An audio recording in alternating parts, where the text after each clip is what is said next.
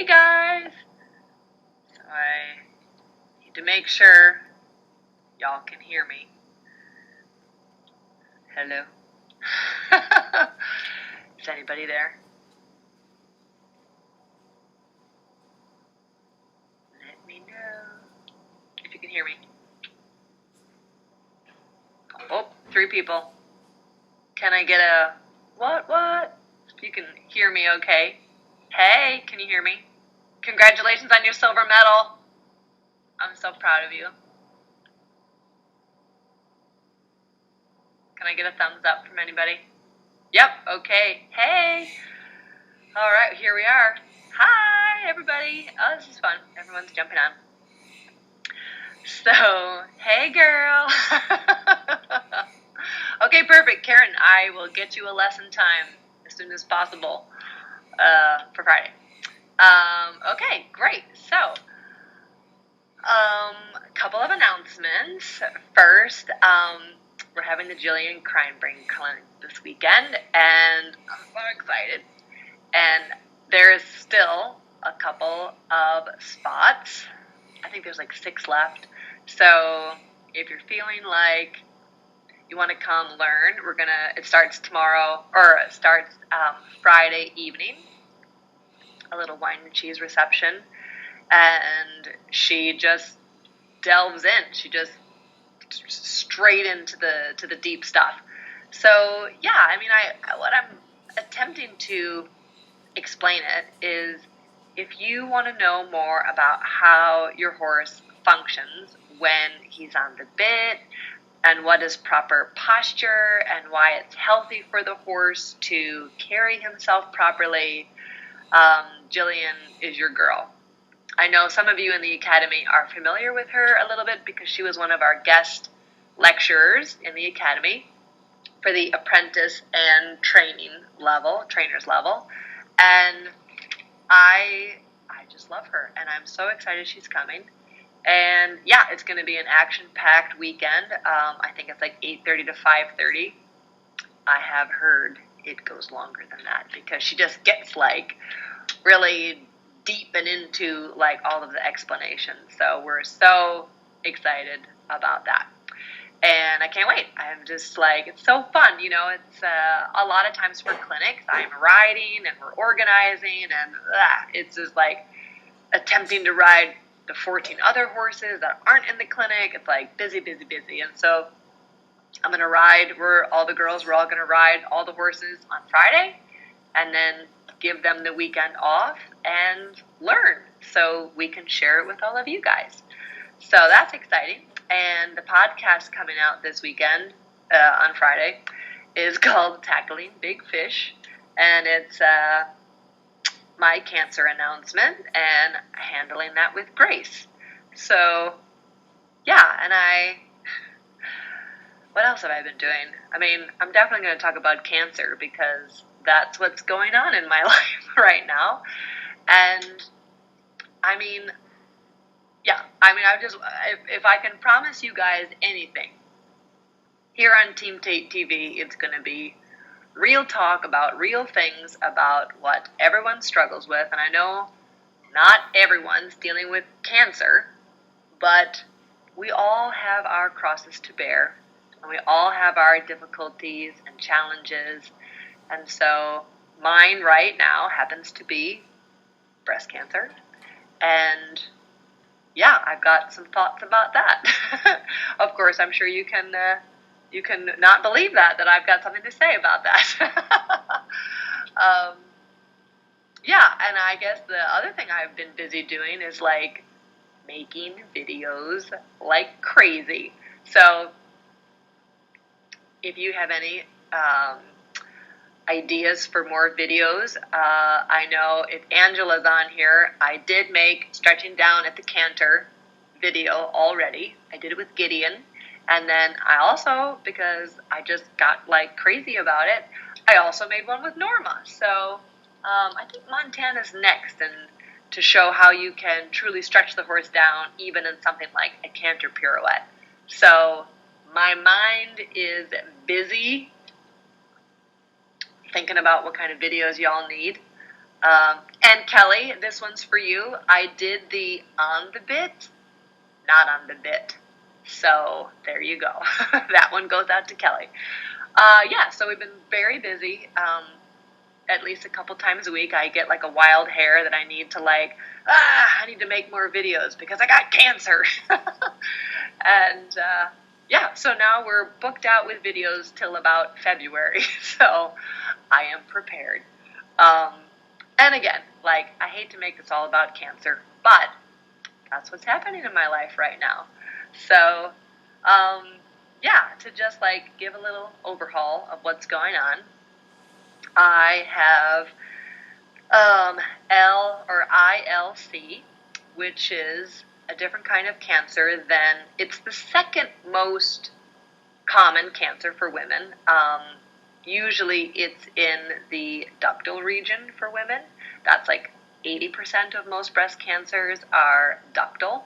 Mine is invasive lobular carcinoma. So that means it sort of smolders in there, and you don't really feel like a lump or like a little pea or a little nut or a little grape. You feel like a lumpy area. And so that's what mine is. And I mean, at first there's a lot of things. I've been pissed and then scared and then annoyed and just can't believe it. And, I'm I have a mammogram every year. How did they miss this? And that is the thing about this kind of particular cancer, is that it sort of hides in there. And because I'm only a grade 1, that means my cells look almost normal. So it's one step away from normal cells is all of a sudden that's not right. That's some cancer. The good news also is I'm a stage 1B. So that's good. I also caught it early, which I can't really believe I caught it early because the tumor's pretty big. And therefore I need to have a double mastectomy. So we are meeting with surgeons and, we're going to check my lymph nodes during surgery. We're going to double check what's going on with the tumor. That's called your oncotype. They will send that out for testing. And so then we will know if I need to do chemo or radiation. But hopefully with the surgery, I will be able to have reconstruction right away, and we will just kick on. So, yeah, I mean, I do think, all my experience with horses has really helped me deal with this. And again, I know not all of you out there are dealing with something like cancer. I mean, at the end of the day, in the big scheme of things, breast cancer is I got a good ticket, and I know that sounds crazy because everybody freaks out. I freaked out when it was I have cancer. I'm what?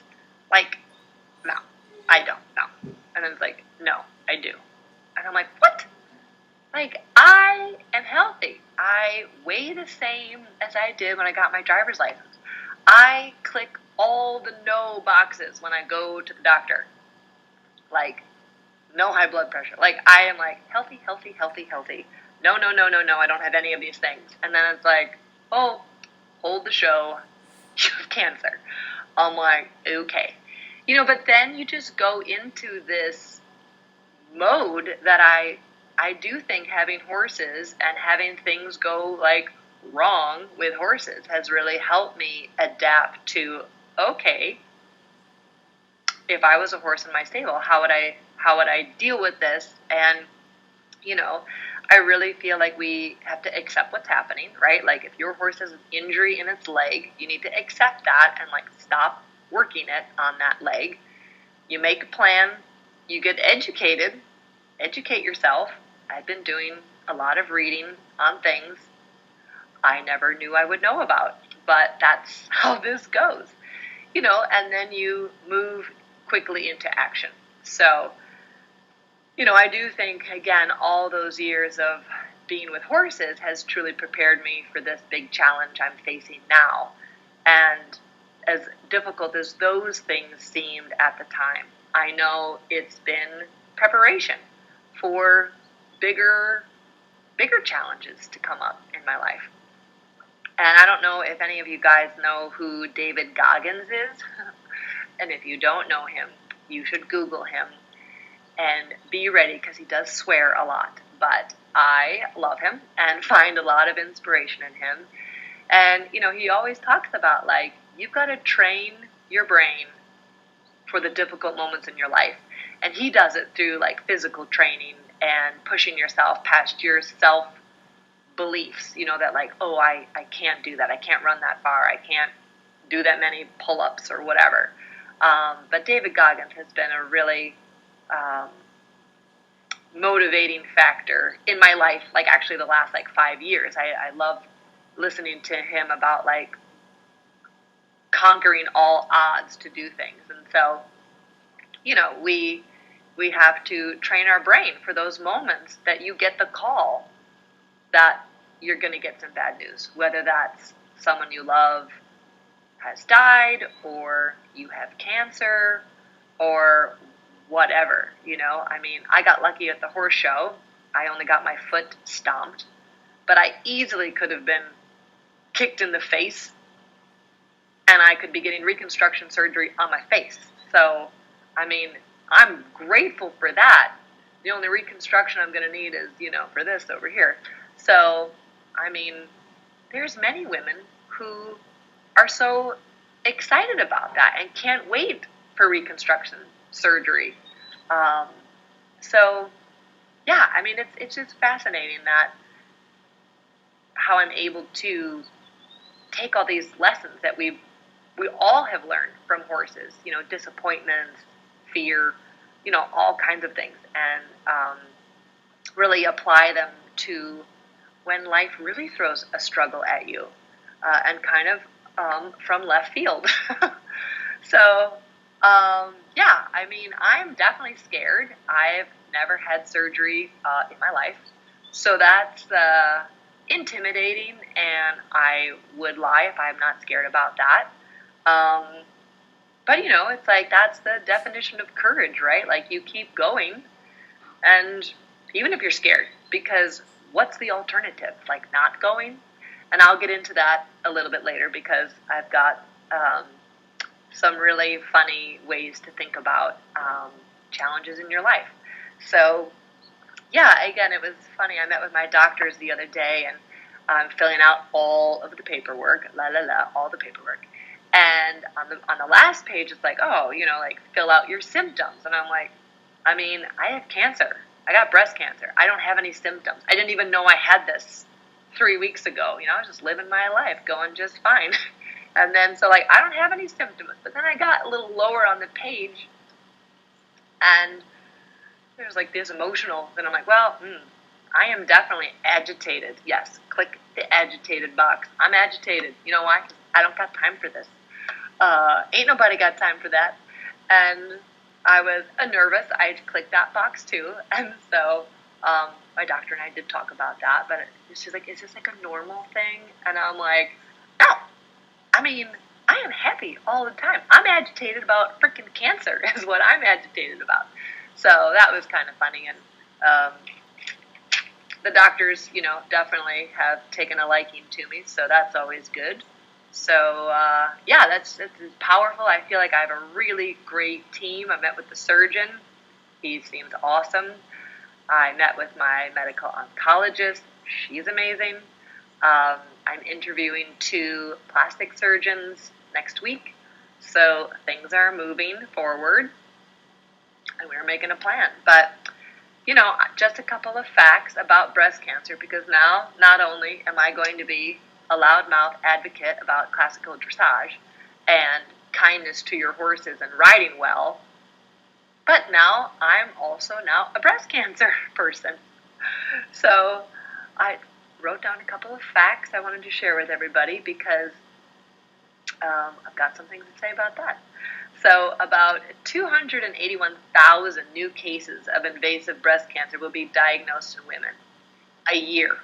Okay, like a year. Holy cow. About 50,000 new cases of non-invasive will be diagnosed. So that's like when it hasn't quite gotten into your tissue. That's like getting ready to do that. So that is a lot of women, okay?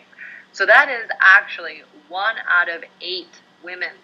Okay, so if you're sitting around with 8 of your friends, 1 of you is most likely to develop an invasive breast cancer in the course of your lifetime. I mean, wow. Wow. So as of January 2021, there are more than 3.8 million women with a history of breast cancer in the United States, including women who are being treated and who have currently finished treatment. Breast cancer became the most common cancer globally as of 2021, accounting for 12% of all new annual cancer cases worldwide. 85% of breast cancer occurs in women who have no family history. Now, some of you know, but my mom is a breast cancer survivor, and she's one of the most amazing, toughest ladies I know. I think maybe she's here because she packed up and heard about the big C, and she moved down. So that's been super helpful to have, extra family support. But she doesn't have the gene. I got tested for genetics today, so we'll see about that. But my sister doesn't have any breast cancer genes. My mom doesn't have any breast cancer genes. So the most significant risk factor is that you are a woman and you are growing older. So my point of all of these facts is that it is important, and I made the doctors laugh because, I don't know, all of a sudden I've become like a crazy comedian about this whole thing. But I'm like, it's like the airport, but it's like not if you see something, but if you feel something, say something. Because again, like mine did not feel like one little lump, It was like, well, this feels kind of different, but because I'm slim and fit, like it's always felt like a little different. And now this just became like a little more different. So I was like, okay, I need to, go see about this because this isn't totally normal. It's never super normal, but this is now a little bit different than my normal. So, I mean, again, going back, I have been having mammograms for, since I was 27, and I'm 43. So that's a very long time. And they could not find it. They did not see it. They looked back. They could not see it. And so it's important to speak up to your doctors. If you feel something, push them. Get an ultrasound. Get a biopsy. Like, speak up about it because cancer is all about finding it early. Okay? So, no waiting and seeing if it's going to get better or go away. It's not. You need to say something to someone. Okay. So, on my thoughts, I have been watching some really great documentaries, and I have come up with this idea that I'm really going to work on behaving like a monk. Okay, and now like a Buddhist monk. That I just always, and I'll go into like those pieces of, for me, what that means, how to live in a better way, like more like a monk. And then on the other side of that is attacking the path like a pioneer woman. And I don't know if I have like lived another life as a pioneer woman, but just stick with me here on this. Okay, so part of the whole like being like a monk is for me this idea of surrounding this experience with love and then letting it go. Surrounding the cancer with love and letting it go. Like, it's not great. Like, I don't want it. But love is really the only thing that can change things. So I'm just going to surround it with love. I'm just going to let it go. And what's been very interesting is I have not taken this, like, why me attitude and, like, Like, why did this have to happen to me? I have not felt that, and I might, after surgery, I might be feeling really sorry for myself, and I have certainly cried, and then I limped around on my foot, and then I started laughing because I'm like, this, of course this is what's happening. But I've really been reflecting on the growth. Like, what can I learn from this experience or this exercise? I mean, I do kind of feel like this is also, I've been thinking about this whole process as an exercise. But I've also started to ask myself, what does life ask of me now? Like, this is a brand new kind of big thing. And what is it asking of me now? Like, what is it asking for me to grow into with this deep situation that's happening? So that's been very interesting. And I like to think about it as an exercise because, of course, I relate everything to horses. Horse. But it helps me to think about it that, okay, this is like an exercise, and what do I need to gain from this? What kind of growth do I need from this? And as this exercise, it will be hard. Like, it's going to be hard. And I'm not having sugar-coated, rose-colored glasses about that. That's going to be hard and a challenge. But with the deepest growth comes from the difficult times and the harder exercises. And so this is my chance to grow from this difficult experience. When I think of like these monks, I think of compassion comes to mind, kindness. And I think a lot about, having that for myself and this journey and all of the thousands of women who have come before me. That's been a really humbling and amazing thing to think about. How many women have come before me and have conquered this. And that's really inspiring to me. And I truly will never meet another breast cancer person, survivor, someone dealing with it, someone diagnosed with it. I will never think about it the same now that it's happened to me. To think about just like all these warrior women who have and are in the process of battling this. That's like, wow, so many have like reached out to me, and many new ladies, even within this short window of me knowing and experiencing having cancer. I mean, the strength, and it's just amazing. Like my nurse navigator, Cheryl, she's like amazing. She's survived it twice.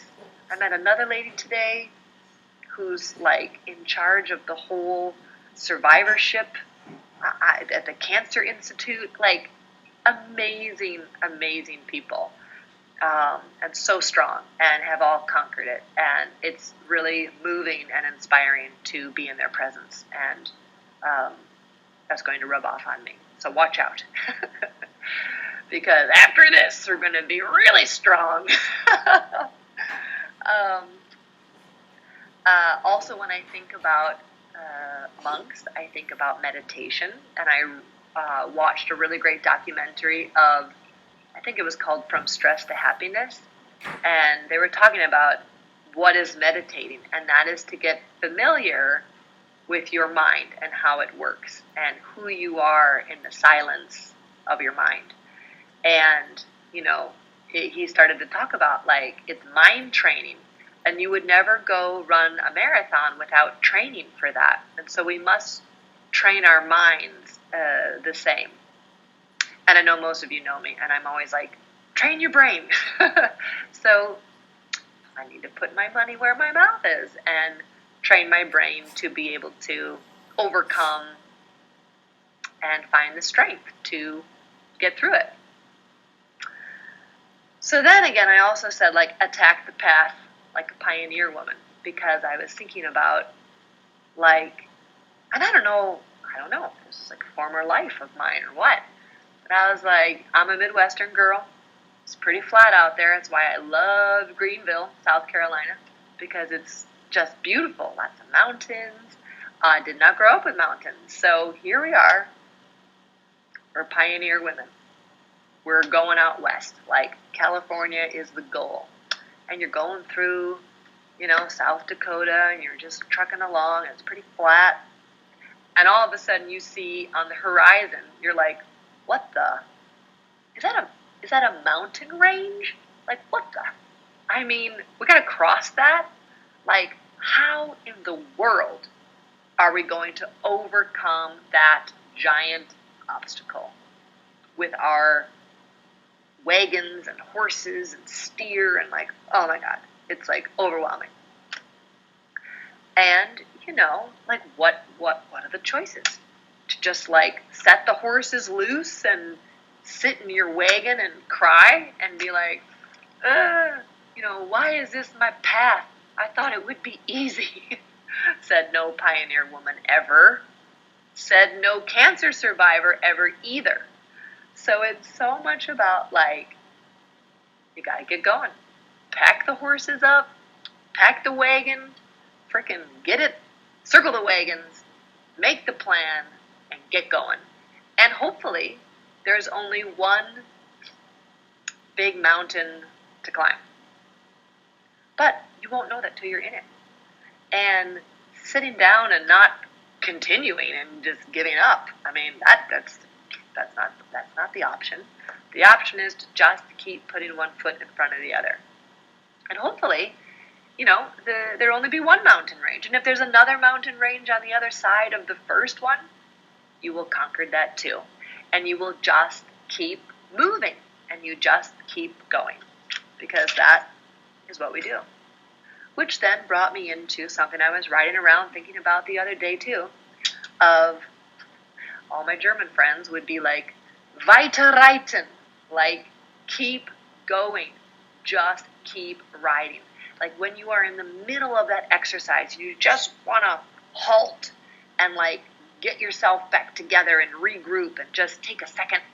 They're like, weiterreiten. Like, keep going. You've got to ride through it.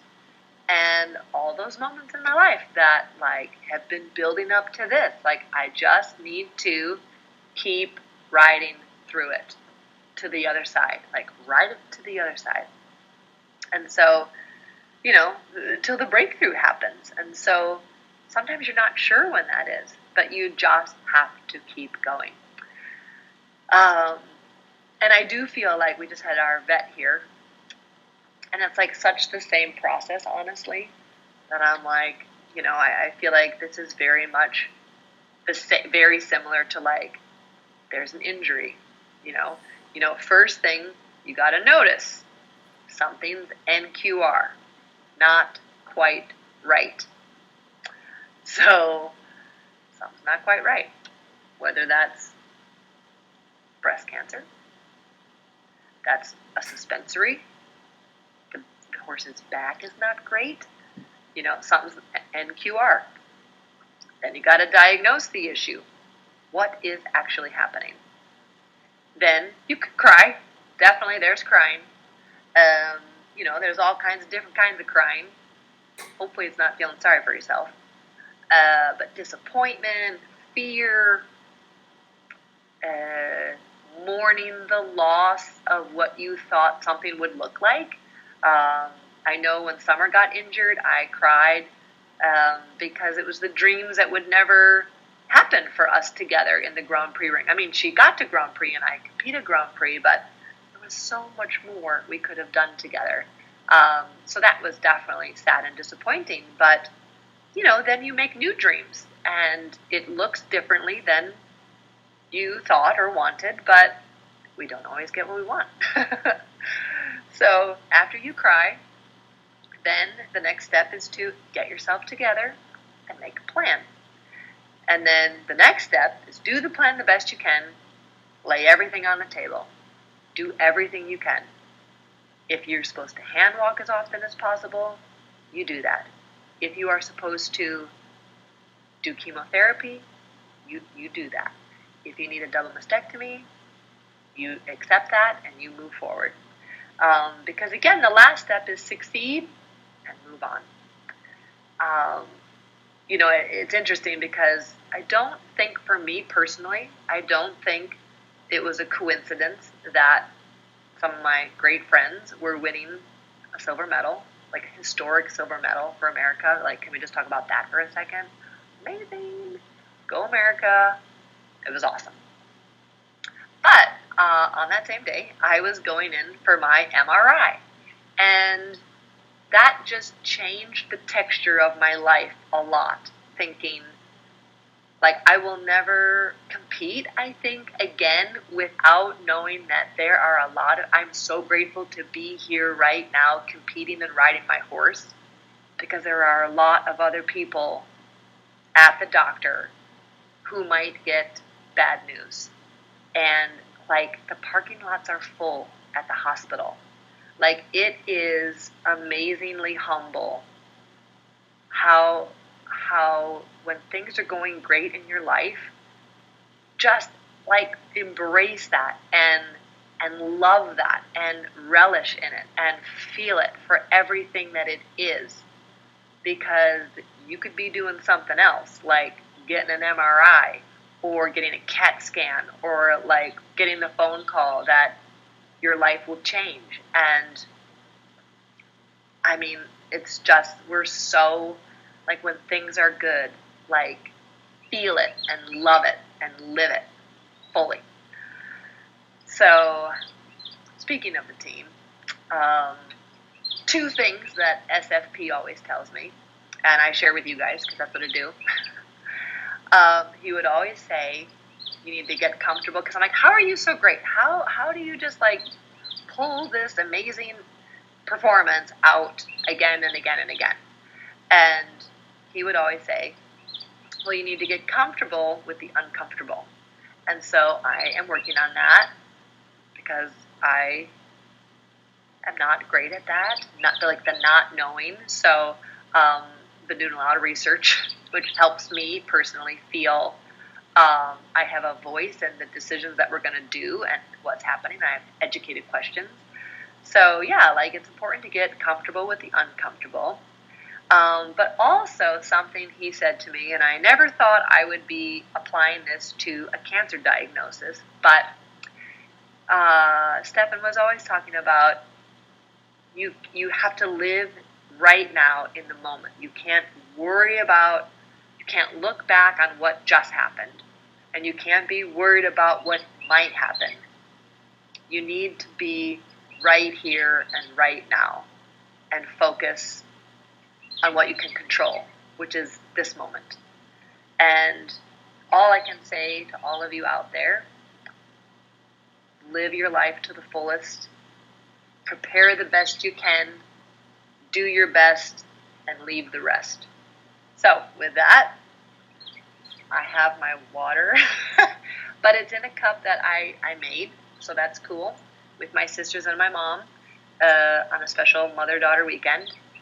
And I got my water, so I only have sparkling water to toast you with tonight. But I want to say thank you guys all for your support and your love, for listening. If any of you are going through a tough time, every rain cloud runs out of drops. So let's live life to the fullest and have the compassion of a monk and the fight and the spirit of a pioneer woman. So here's to all of you. I will see you soon. Thank you for joining.